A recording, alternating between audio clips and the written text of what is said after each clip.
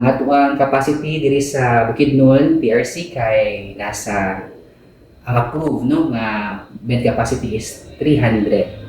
Okay? Although ang atong facility maka-accommodate siya up to 600.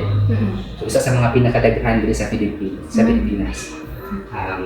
But because of our manpower limitations and resources, ato in-admit up to 80 patients so far. So since 2022, naghatag na pahuman sa mga program, no? Naghantag naman tayo residential inpatient treatment division ug na po tayo outpatient treatment division kauban ditong aftercare.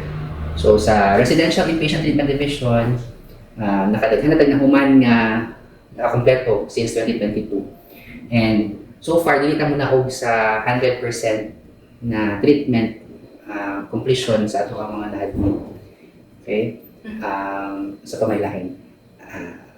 In fact, 2023 and 2024, no, we were awarded as the #1 TRC in the Philippines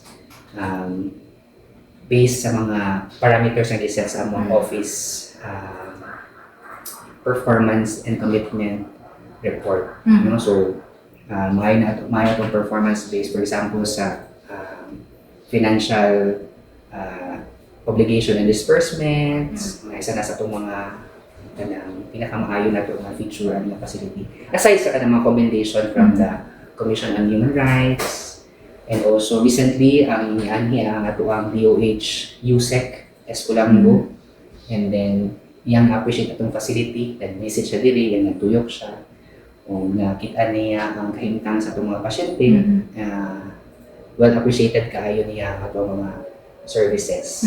So in general, katulad natay panang pasyente nga na severe substance use disorder, gina-admit nato sila sulod, minimum of 6 months to 1 year. Muna siya ang duration sa treatment.